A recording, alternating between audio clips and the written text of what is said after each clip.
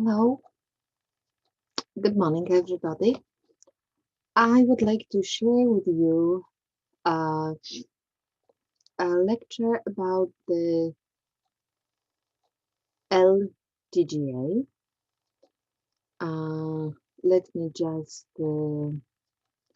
share my screen with you.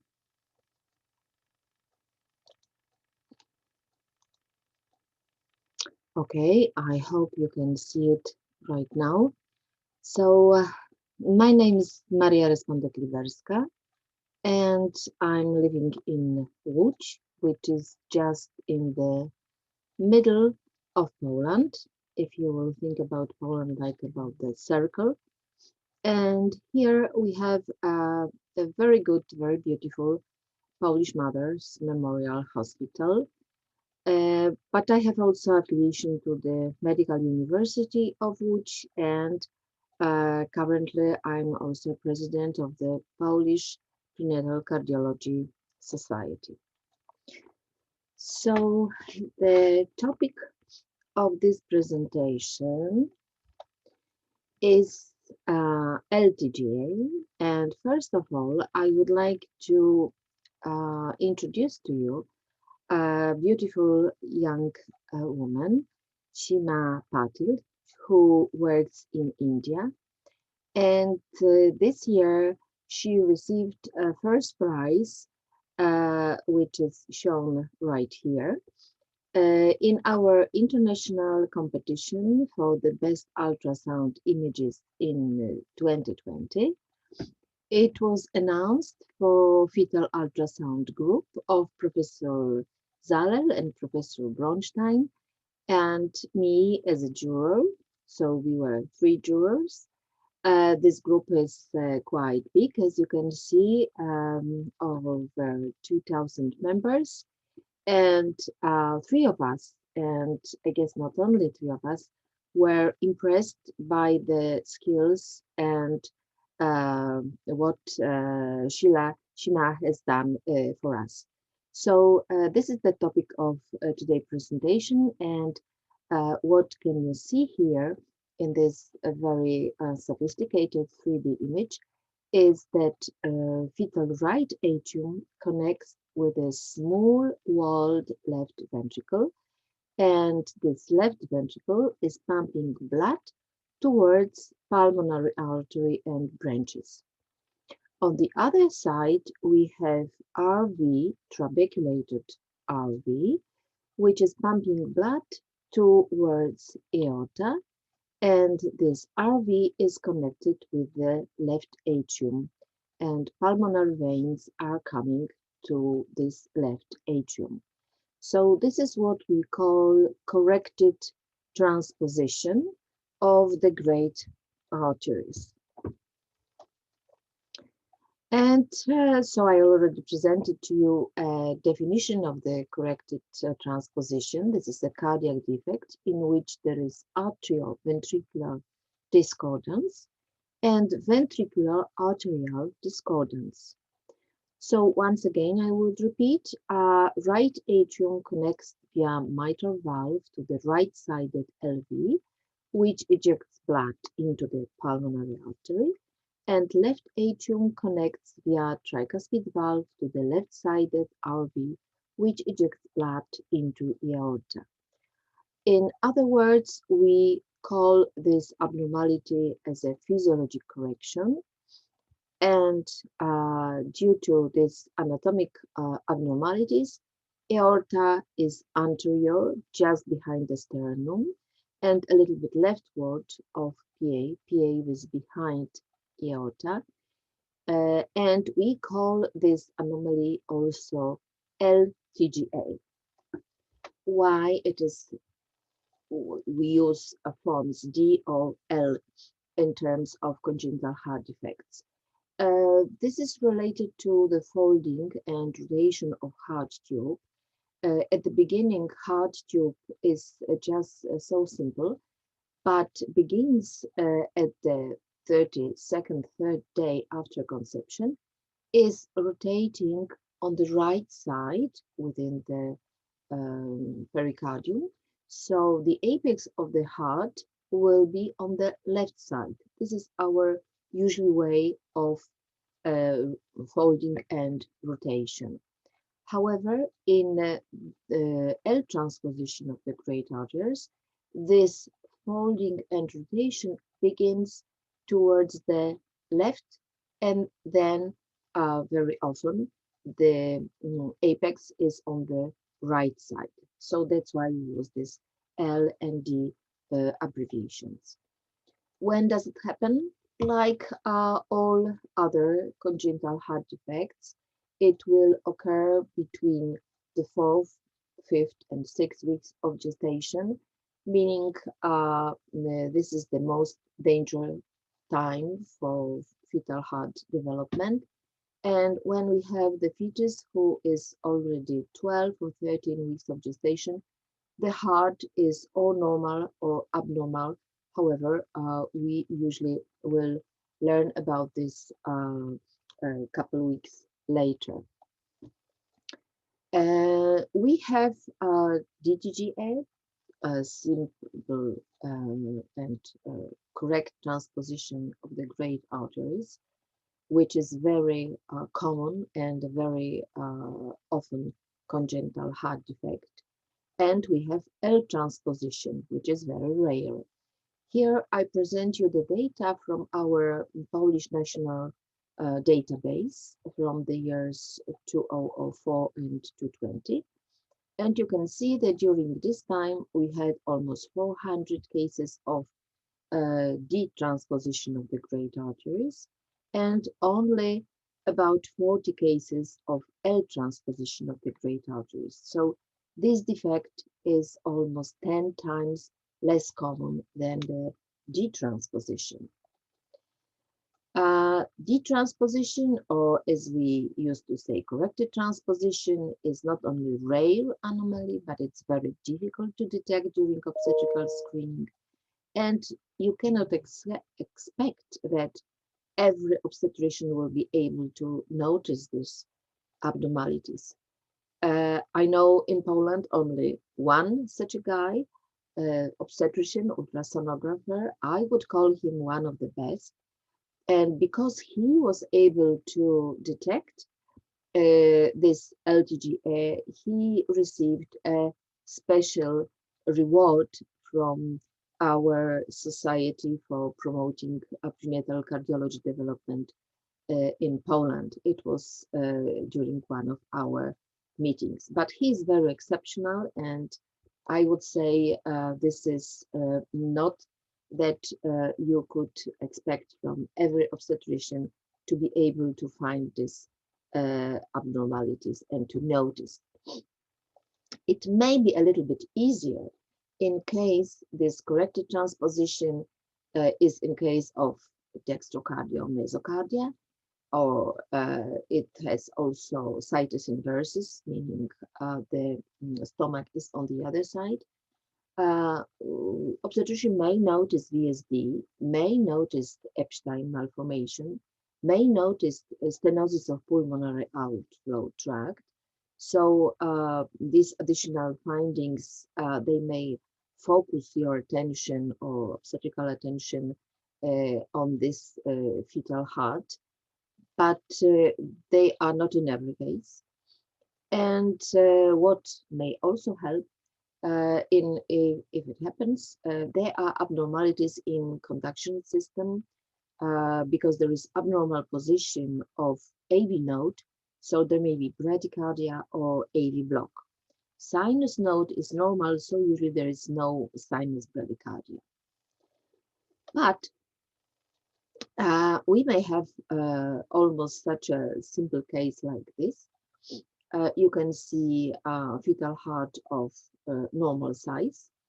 This is the spine, this is the aorta, this is the pulmonary venous, which comes to the back of the left atrium. And usually when we start, I mean, how to notice that this is, the situation that we are talking about. Because on the first glimpse, you may see that the ventricles are equal size, and you will not notice from the first glimpse that they are on the other sides. So how to notice that there is something wrong with this view?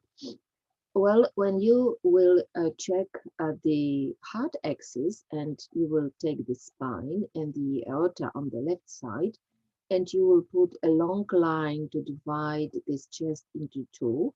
So then you maybe notice that the angle between this line and the line, next line, which is through the atrial septum and interventricular septum, they make such a small angle. So, I mean, at least for me, it was just the first thing that I noticed. I wasn't sure why. Okay, maybe we have just simple mesocardia, which may happen. Uh, I identified stomach on the left side. So for me at the beginning, it was the left ventricle. But then I came to the mediastinum, and what I see in mediastinum, there are three vessels, okay, but the biggest one is the one in the middle instead of from this side. And this vessels in the middle is just having branches. Okay, so this is pulmonary artery, right? This is not the aorta. So I put the proper annotations here. When I make the M mode, you can see the normal septal thickness and good movement of the both sides, maybe a little bit worse from this side, but M mode echocardiography was normal. When I put the color Doppler within the pulmonary artery, I already know that this is pulmonary artery, then I wasn't surprised to see bidirectional blood flow away and towards the transducer, as this part, I mean, pulmonary valve, is much narrower comparing to the main pulmonary artery. So I didn't suspect this is the stenotic valve, and therefore there is a post-stenotic dilatation of the pulmonary artery. Okay, during the assessment in real time, I was able to notice that there are two different atrial appendages, left smooth on the left side, right smooth on the right side. What about the outflow tracts? Okay, so this is this pulmonary artery, which has turbulent flow bidirectional. And from this is just the sternum, and just behind the sternum, there is these vessels, which is running in parallel comparing to this one, and this should be the aorta. And again, looking from a little bit different view, there is this pulmonary artery, which is coming towards the ductus, and the ductus is smaller and tortuous. And again, we can see the parallel running two vessels. These two ventricles are of equal size, but how is the trabeculation of these ventricles? Sometimes it's not that easy to make this proper diagnosis in the third trimester, and this was our case, 36 weeks of gestation. Intracardiac blood flows were normal. There was no regurgitation. There was no almost normal, I would say, EA relation, like sometimes it happens in the third trimester. And when we look on the 2D, then it was really, again, hard for me to say whether what kind of trabeculation we have here. However, this was the suspicious already in my mind that maybe this is a very rare L transposition of the great arteries. This is a little bit foggy picture, but this is like what is our real life. Sometimes it's very difficult to spot beautiful pictures from Professor Shawi lectures that we are not able to repeat in our daily life. So I hope that you are able to see this pulmonary artery, the aorta, nicely opened foramen ovale, the discrepancy between our vessels. So I would suspect, in addition to what was the final diagnosis, pulmonary stenosis. So I would suggest in such a situation to use color power angio, which for me was quite clear to make the proper interpretation. You can see the right atrium connecting with the ventricle, which is smooth and a little bit elongated, and uh, already from the first glimpse, it was for me the LV. And then you can have here funny looking shape of the other ventricle, which must be RV. And then from this RV is going out this long vessel, which is the aorta. And behind the aorta, there is a pulmonary artery and branches. Because there was also a small VSD, so we have also some kind of blood in the region below the outflow tracts. So the schematic drawing for this case was that these vessels, these chambers are in the wrong positions, and that we have parallel to big vessels with the stomach still on the right. So the diagnosis was done. The counseling for the parents was done, and we were pretty sure that the baby will be in a good shape without necessity of any resuscitation or any procedures during the first day of postnatal life. 3 weeks later, there was vaginal delivery, and it was already at the 38 weeks of gestation. The birth weight of this boy was 3,800 grams, upgram 9. And on the chest x-ray, the first day of his life, you can see the stomach on the left, the liver on the right, and the apex of the heart, maybe even not as a mesocardia, but almost like a dextrocardia. However, please pay attention on the skeletal part of the ribs. It's not ideal symmetry, so maybe if the chest x-ray would be a little bit better, or baby would be in a better position, it would be a real mesocardia. And this is our patient. He is during the first day of postnatal life. His saturations are quite good. And this is not the freeze frame, it's a movie. You can notice his moving chest, and he is breathing spontaneously, and he is feeling quite okay. Yes. So what we did was just the observation, and because it was this vaginal delivery, so you can see this a little bit of cyanosis, which was gone the next day. So for counseling, it was very important to make a differential diagnosis between l-TGA and d-TGA. When we have l-TGA, we usually don't need IV line, however, just in case it was put in.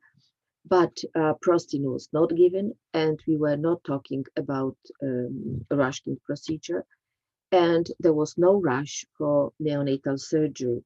So he was discharged after 2 weeks, after even 10 days of hospital stay. However, in d-TGA, always IV line is necessary. Prostin is obligatory to keep ductal opened. And Rushkin, like in our center, we usually need this procedure for every third neonate with d-TGA.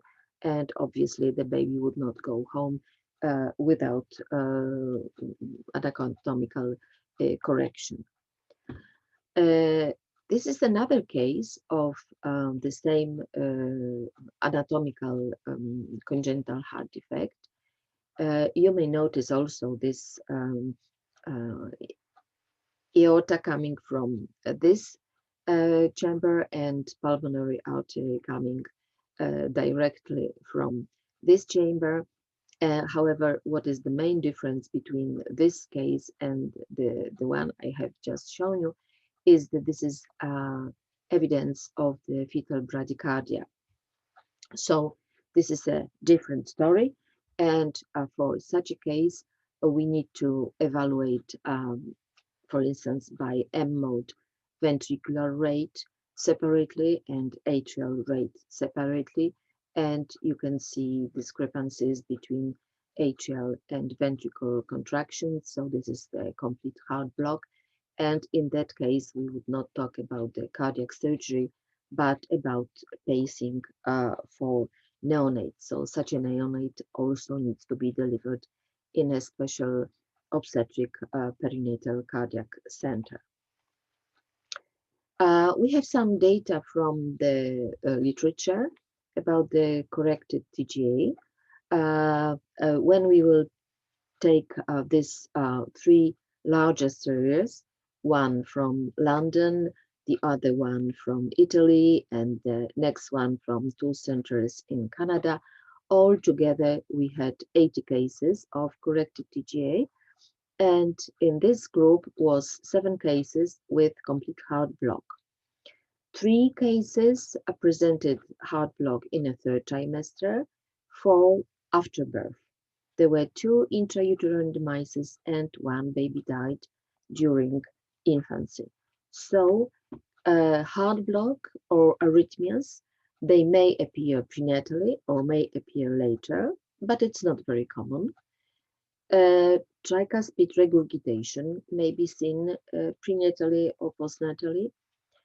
Some cases of this disease may require intracardiac repair for VSD or for BT shunt or even Fontan procedure. In selected cases, pulmonary banding may be necessary or even double switch procedure. However, what I would like to focus is that the baby may be asymptomatic for a very long time. So it is not surprise for me and probably for you too that adult cardiologists report cases of the corrected TGA. If adult cardiologist is making such a diagnosis, it means that long-term survival without any symptoms is possible.